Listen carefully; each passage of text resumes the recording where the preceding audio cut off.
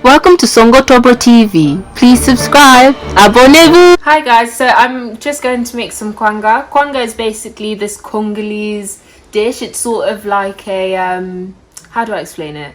It's like a carb replacement. So like in England we have potatoes, we've got rice, we've got quinoa, things of that sort. We've got a carbohydrate the same as that in Congo called kwanga, which is made out of cassava, manioc in French, which is this sort of root similar to, I guess you could say, yam. It's in the same, the same family. And so what we do is we take this, which is just, so the cassava that we take, if you would like me to show you, it starts off as the whole vegetable, really, similar to yam, like I just said. And what they do to get it into this consistency is that they take off the skin, then they put it whole into water, and it's left to ferment for a couple days. And when it's left into water, the water sort of penetrates it and makes it sort of crumbly and like this consistency. So that this is how we get it like this in the first place. And so the second process of it is sieving it with water to separate the root, which is sort of like similar to how apples have seeds in them. Cassava has this sort of string-like root within it that is separate from the actual, cassava part. And so you just sieve that and keep going until all of the actual cassava is gone.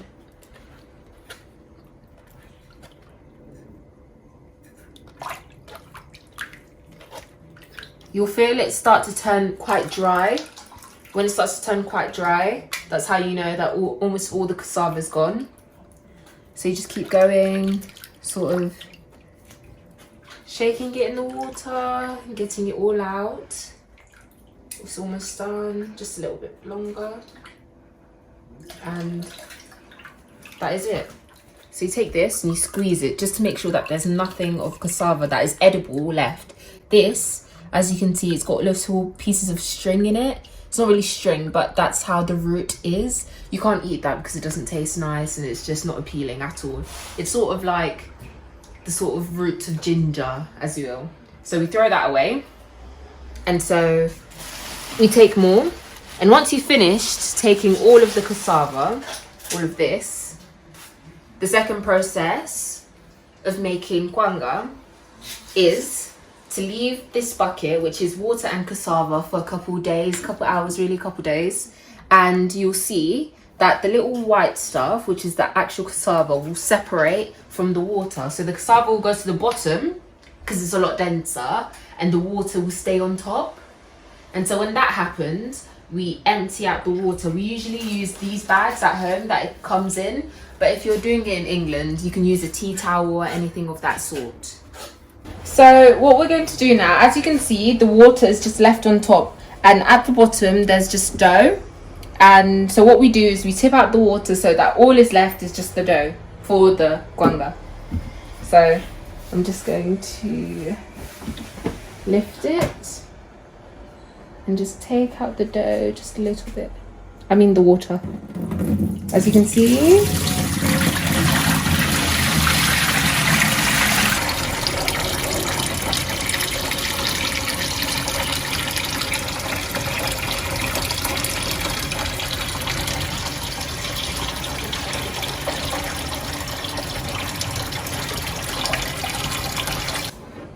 So this is the tea towel that we like to use to wring out the extra water from the dough. So what we do, this is brand new by the way, it's completely clean, and if you want to reuse it, you should have a selective tea towel that you only use for kwanga, nothing else, because we don't want any cross-contamination or anything like that. So we take these bowls. So we just use this tea towel to help bring everything out. And what I like to do is get this small little jug. We tip this to the side. As you can see, we only made a little bit of kwanga, just because we're doing this as an example, and usually when we make kwanga for the household, we'd use a lot more. So we use that and we tip it into here.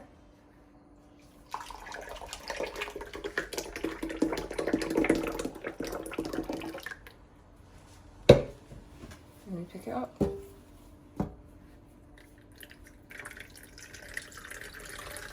As you can see, there's just water, excess water coming out.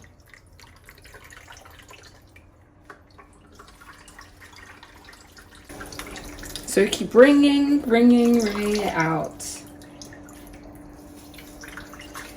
until there's no water left. Now this is pretty much done.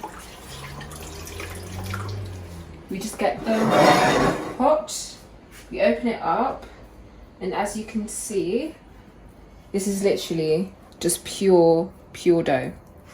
No water, unalterated dough. And so you're just gonna put it inside the pot.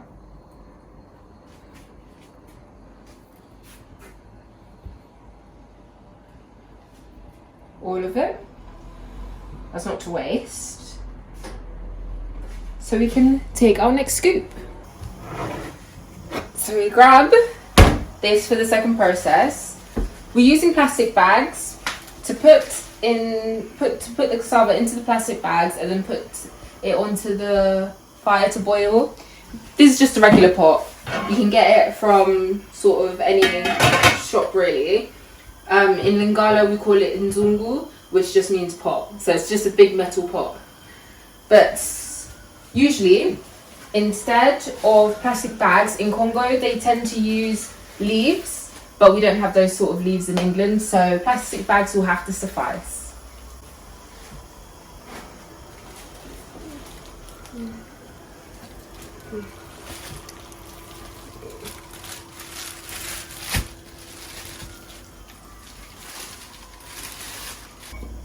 So this is the last scoop. Put it inside of the bag. Make sure nothing is left in the pot because we don't want to waste.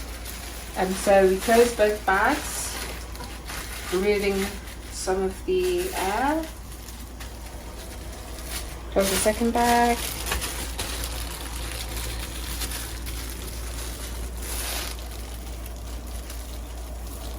And there you go. So we're just going to check inside the pot to see if the water's boiling. It's not boiling just yet, so we're going to have to wait a sec. But if you were to put it in just like that, it would cause the plastic to stick to the bottom of the pot, and we would not want that because it caused water to go into the KWANGA.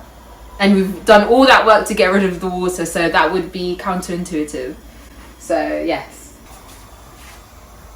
As you can see, the water, my glasses are going fog, but the water is perfect. It's boiling, it's perfect. So what we're going to do now, we're just going to get the 2 bags and just plop them in and leave it in there for about 10 minutes, and then we'll be back to check with it.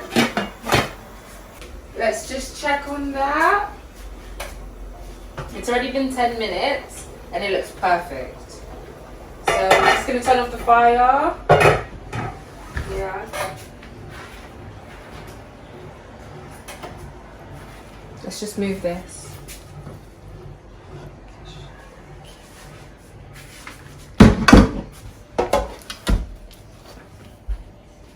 And grab it out.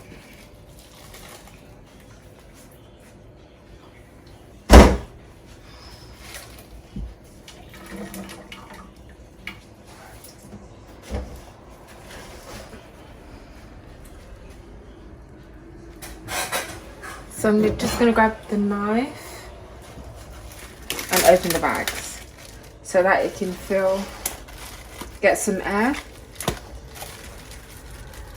and cool down a little bit.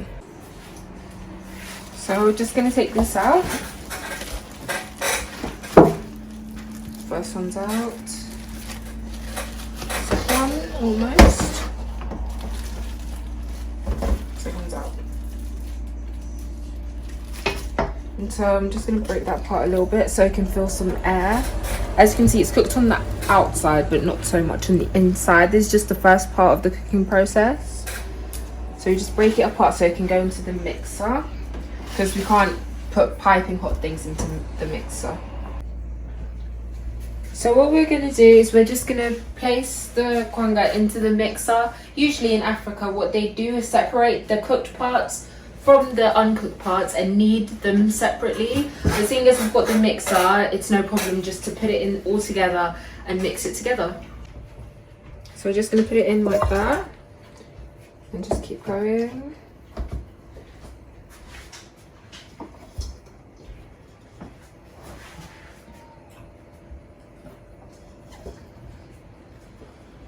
Sides.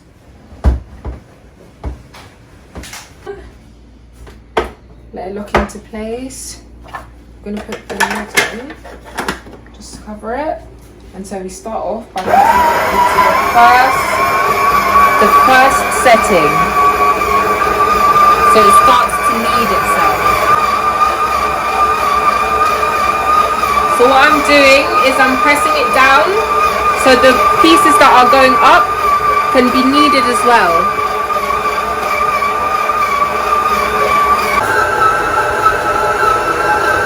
So what you've got to do is just push it in.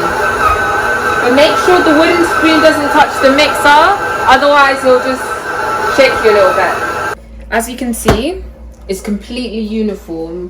It's soft, it's perfect really. So you sort of just take it out, remove it, and slowly put it into the bowl. You can either use your hands, but I prefer using a spoon.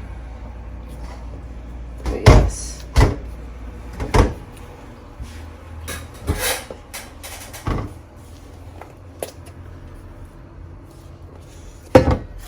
So what you've got to do first is just wet your hands so that when you're kneading it in your hand, it's fine and you're able to form the shape.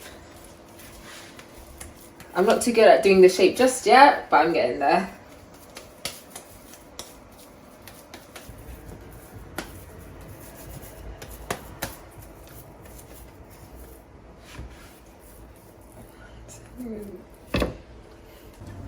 So I've already done all the rest. All I'm going to do is take this last one, put it on the cling film, fold it over and roll. And that's literally it. Break it off. Done. And that's it. So what we're going to do next is just twist the kwanga. Twist it, twist it, twist it so it keeps its shape. Like that. This is what keeps it tight and intact, and it keeps its shape.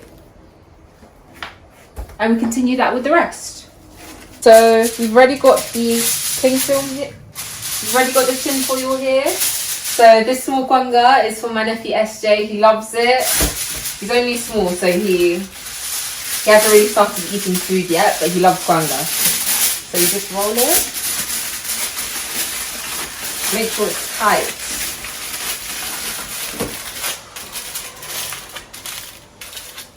The same way you do with the cling film is what you do with the tin foil. So it's nice and tight.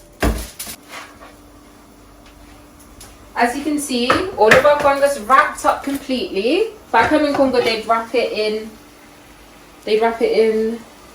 leaves, but we're just going to use cling film and tin foil. And so, as you can see, the water's already boiling, so that's perfect. When the water's boiling, that's when you start counting down for 15 minutes for it to cook. So one by one, just put it in. Don't be shy.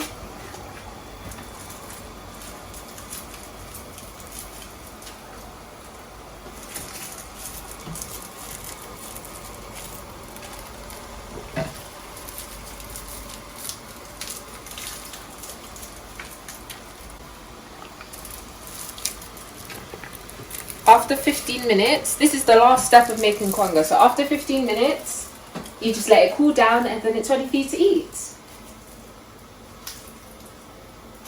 Remember, put the lid back on and that's it. So now that time has finished, 15 minutes have gone past already. What you've got to do just to check that it's completely cooked, you just grab one. It's not going to be too hot because this was on the top as well. So you just open it. Might be a little bit hot, and just stab it with the fork, similar to what you do with the cake, and release it. As you can see, there's nothing wet on it. It's completely dry, and that means it's ready. It's boiling hot. So you just grab a piece, knead it in your hands, make an indent to grab the soup, and